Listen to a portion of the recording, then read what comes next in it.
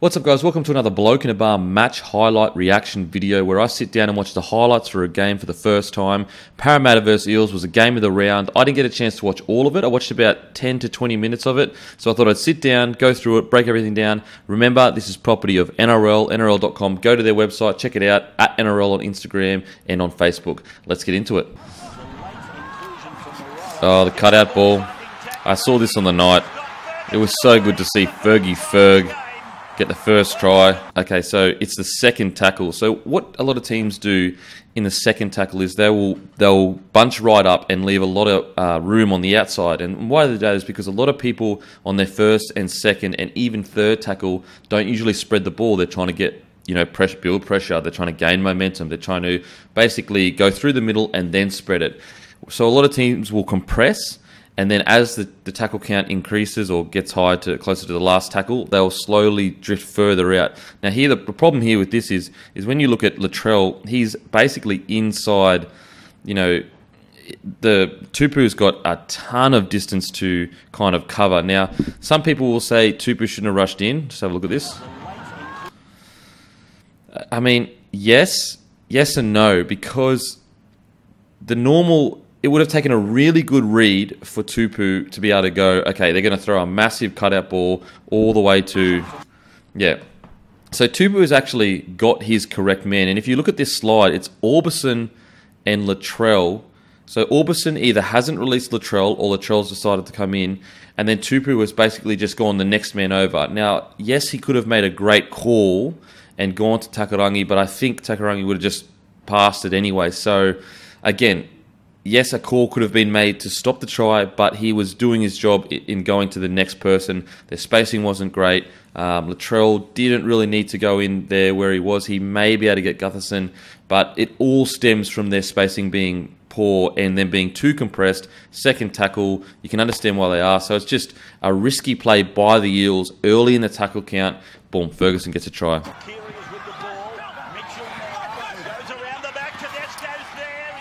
Yeah, I mean, again, it went through their hands instead of being kicked on the fifth tackle, and basically Ferguson, if he was making everything, this is a really tough decision, but Ferguson basically needs to go, okay, I can either come up in the line here, and if they kick him behind, I've got to trust that Gutho is tracking, because the way it works is as someone is coming, let's say someone's coming across like that, the fullback should come and you should be pushed up. So it's like a seesaw kind of motion where as the fullback comes across and covers your wing, you should be pushing up towards the line. As he moves further away to the other wing, you should be dropping back in line with him. And so it's a split-second decision. Great ball running by Tedesco, and it's a high-risk play in the sense of it's a fifth tackle. They decide to go through hands, usually put it up in the air, and pulled it off. Tedesco, just strong ball running. To be able to bump Fergo off like that is pretty impressive.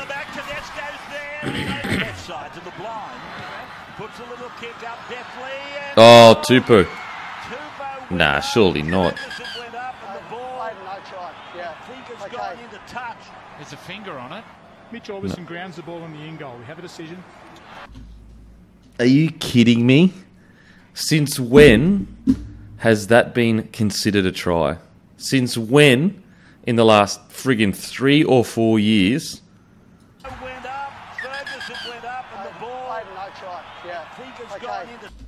A finger.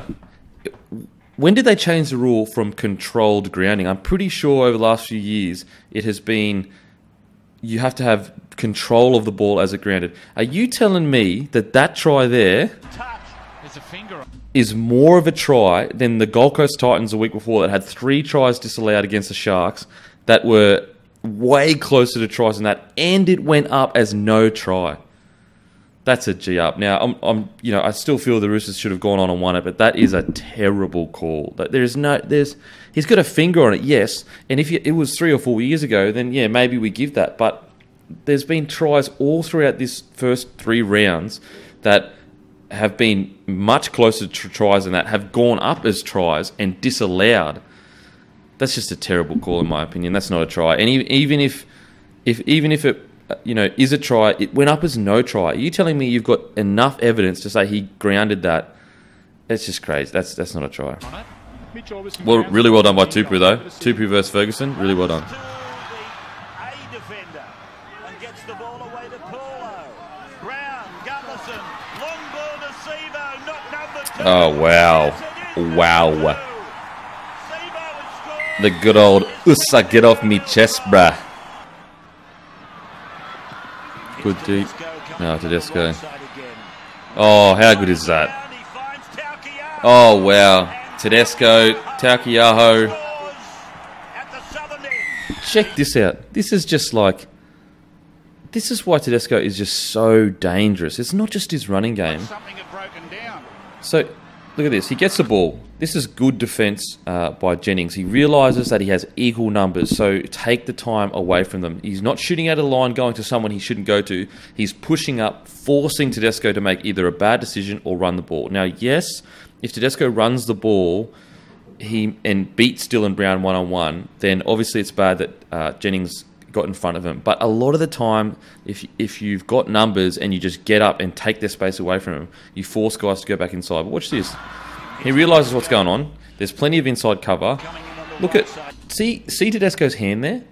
He's literally running across field, ball in one hand, goes like that, and Taukeiaho, like, he's a front rower. He's probably played, ridiculous amounts of minutes, done ridiculous hit-ups. The game is 2018, and Tedesco literally makes something out of nothing. And this just shows why he is so good, because not only do you have to worry about his footwork, but you've got to worry about him literally setting a play up whilst he's running with the ball and then executing that play. Now, the problem with this is, when it comes to the Eels, if you were a perfect team, and the Storm are really good at this now, is the guy outside Paulo hasn't trailed across with the rest of the team. Yes, he has to worry about the next play and resetting and getting back off the line, and if he's too far in, they'll spread it and score. So you'd be in two minds here, but you've just got to follow your team across here. It's very tough. I mean, again, we're looking for a perfect scenario here where the defender does exactly what he's hoping to do. But usually the rule is that your 4 in, which is the guy that is trying to tackle Taukeiaho right now, doesn't get inside that post at any time, really. But in saying that, when the ball comes across, you see Tedesco drifting back across the field, you've just got to get at least up and in a little bit to close that gap up. And he's trying to do his best to do it. Again, fantastic play by Tedesco. And a great play by Taukeiaho. Sorry if I'm saying that wrong, it's hard to say. And he gets the job done. Good footwork. Try and extend this lead from 26-18. It's on. Here's Tedesco. Tedesco. Is he taking the piss? Yet another try for the Wow. has been really Tedesco good. is a freak. Try and extend this lead. I mean, look at that. That's just a smaller, strong man on a bigger man. The defence for the Eels is fantastic here. It's the 4th tackle. Look, their 3 in gets up to the, what? He gets up to basically the 8th or 9th metre. He has taken all the time away from Tedesco. Tedesco, judges the situation, gives him a bit of David Cambisi goosey with a big don't argue in the chest. Now, I reckon that I think it's Lane, I could be wrong, apologies if I'm wrong, he'd probably be 105 to 10 kilos. Tedesco would be 91, 92 kilos. Boom. Don't argue. Fake the offload. Fakes the offload to keep Jennings out slightly. Look at this. See how he's looking at Manu? Now, Jennings, if he's not looking at Manu and his eyes are just towards the try line, I think Jennings immediately comes in here. But boom, he fakes it, keeps Jennings out just long enough to score the try. And, strong ball running there. Wow. Far out is good. Look at this fake. Fake. Wow. Yeah, real mismatch here. Tedesco's a freak. Anyway, guys, make sure you comment in the section what you enjoyed, what you didn't enjoy. Is there anything I missed? Is there anything that you'd like next week? Do you always want the game of the round because it's the biggest game? This is Property of the NRL. When it comes to the highlights, guys, go check their page out. Give it a share if you enjoy it, and have a fantastic week. Cheers.